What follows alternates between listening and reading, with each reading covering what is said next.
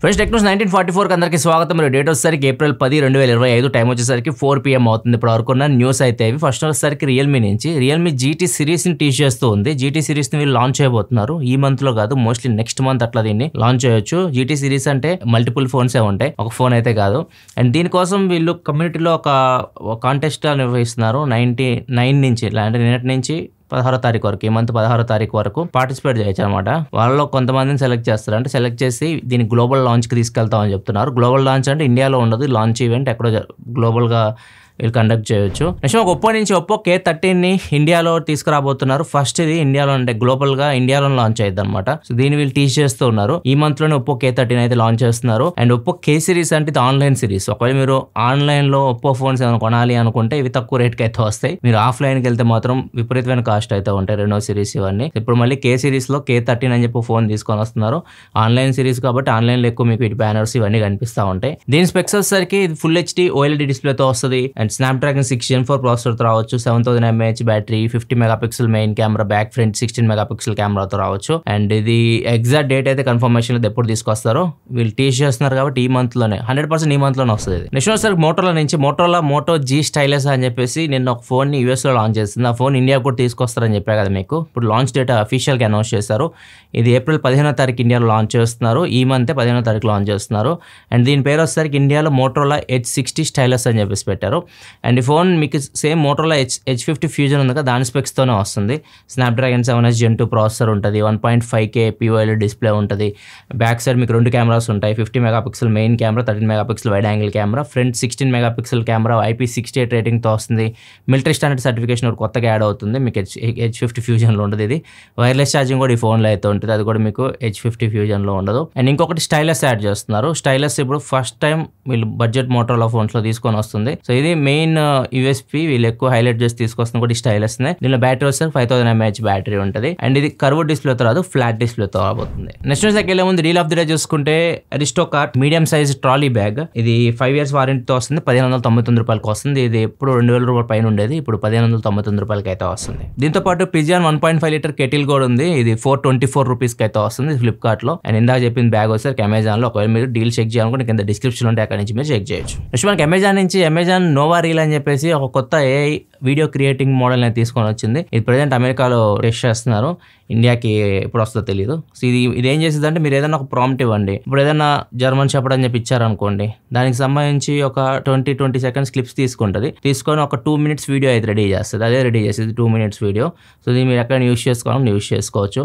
బాగుంది కాన్సెప్ట్ అయితే. ఇది ఇండియాకి ఎప్పుడు వస్తుందో తెలియదు, అమెరికాలో టెస్ట్ చేస్తారు. నెక్స్ట్ మనకి ఫ్రీ ఫ్లై సిస్టమ్స్ అని చెప్పేసి అమెరికా కంపెనీ ఇది. సో వీళ్ళు ఒక డ్రోన్ ని తయారు చేస్తారు, ద ఫ్లయింగ్ సన్ 1000 అని చెప్పేసి. సో ఈ డ్రోన్ ప్రత్యేకత నార్మల్ డ్రోన్స్ లాగా ఎగురుతుంది. కాకపోతే దీని కాళ్ళకి లైట్స్ అయితే ఉంటాయి. మొత్తం 4 కాళ్ళకి కలిపి 288 LEDs అయితే ఉంటాయి. దీని అవుట్పుట్ వచ్చేసరికి 3333 వాట్ అవుట్పుట్ అయితే ఇవ్వగలదు. ఇది మొత్తం లైట్ లూమెన్స్ వచ్చేసరికి 3 lakh lumens వరకు ప్రొజెక్ట్ చేయగలదు. అండ్ ఇది మీకు బ్యాటరీ మీద కూడా రన్ అవుతుంది.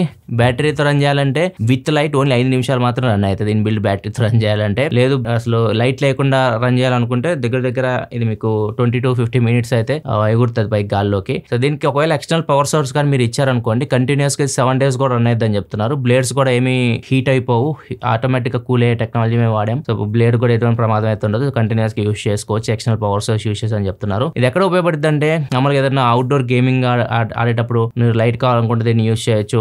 లేదు ఏదైనా ఫారెస్ట్ లో ఏదైనా ఎదుగుతున్నారు, అక్కడ కూడా మనకు పవర్ సప్లై ఉండదు కదా, అట్లాంటి చోట కూడా డ్రోన్ ఎగరేసి మీరు సెర్చ్ ఆపరేషన్ చేయొచ్చు అంటున్నారు. డిజాస్టర్స్ జరిగినాయి అప్పుడు పవర్ ఉండదు కదా, అట్లాంటప్పుడు కూడా దీన్ని యూస్ చేయొచ్చు.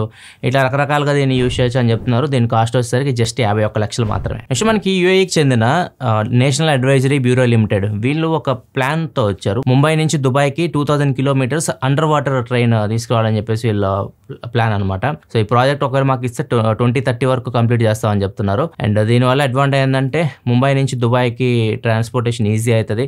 సో ఏదో మీరు మనుషులని తీసుకెళ్ళచ్చు, లేకపోతే ఏదైనా గూడ్స్ ఉంటాయి కదా, గూడ్స్ మనం UAE నుంచి ముంబై నుంచి UAEకి ఒకవేళ ట్రాన్స్పోర్ట్ చేయాలనుకుంటే ఈజీగా ట్రాన్స్పోర్ట్ చేయొచ్చు అన్నట్లుగా చెప్తున్నారు. కాకపోతే ఇది ఇంకా పర్మిషన్స్ రావాలి. ఫస్ట్ దీనికి పర్మిషన్స్ వచ్చి అది అప్రూవ్ అయ్యి ఇది కంప్లీట్ అయ్యేసరికి చాలా టైం పడుతుంది. నెక్స్ట్ మనకి BGMI బ్యాన్ అని చెప్పేసి బాగా న్యూస్ అయితే వినిపిస్తా ఉంది. చాలా మంది దీని గురించి నన్ను అడుగుతా ఉన్నారు, BGMI మళ్ళీ బ్యాన్ అయిద్దా అని చెప్పేసి.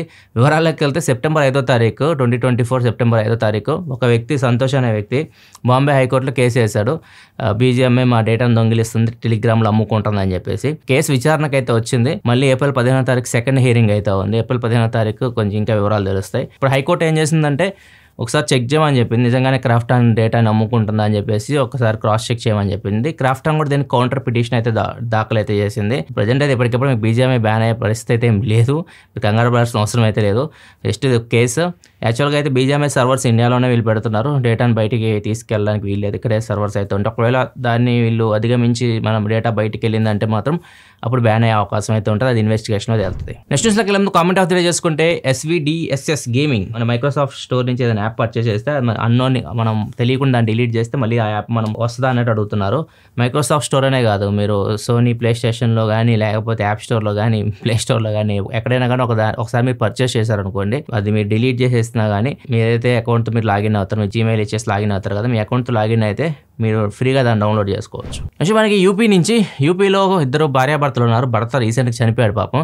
చనిపోతే ఇంకా తీసుకెళ్తారు కదా, దహన సంస్కారాలకి తీసుకెళ్తున్నప్పుడు వాళ్ళ కుటుంబానికి అనుమానం వచ్చింది. భార్య ఏం చెప్పిందంటే హార్ట్ అటాక్ వచ్చి చనిపోయాడు అని చెప్పేసి చెప్పింది. వాళ్ళ కుటుంబానికి అనుమానం వచ్చి ఎందుకైనా ఒకసారి పోస్ట్ మార్టం చేపిద్దామని చెప్పేసి చేపిస్తే తెలిసింది ఏంటంటే గొంతు మీద ప్రెజర్ వల్ల చనిపోయాడు, హార్ట్ అటాక్ వల్ల చనిపోలేదని చెప్పేసి వాళ్ళకి రిపోర్ట్ అయితే వచ్చింది. అప్పుడు ఇంకా భార్య అబద్ధం చెప్తుంది కాబట్టి పోలీసులు ఆమె ఇన్వెస్టిగేషన్ చేస్తే అప్పుడు చెప్పింది ఆమె చంపేసింది. ఆయనకి స్లీపింగ్ పిల్స్ అయితే ఇచ్చింది. స్లీపింగ్ పిల్స్ ఇచ్చి నా నిద్రలోకి జారుకున్న తర్వాత గొంతు పిసికి చంపేసింది. ఎందుకు చంపేసావమ్మా అంటే ఆయన గవర్నమెంట్ జాబ్, ఆయన 29 years, ఆయన పేరు దీపక్, రైల్వే జాబ్ అయితే ఉంది. సో ఆయన చచ్చిపోతే ఆయన జాబ్ నాకు వచ్చింది, నేను నా ఫ్యామిలీని బాగా చూసుకోవచ్చు. ఆ ఫ్యామిలీ అంటే లైక్ వాళ్ళ అమ్మ వాళ్ళ నాన్న, వాళ్ళని బాగా చూసుకోవచ్చు అని చెప్పి చంపేసా అని చెప్పేసి చెప్తుంది. ఇలాంటివన్నీ చూసిన తర్వాత పెళ్లి చేసుకోవాలనిపిస్తుందా? నెక్స్ట్ ఒకసారి మధ్యప్రదేశ్లో జరిగింది.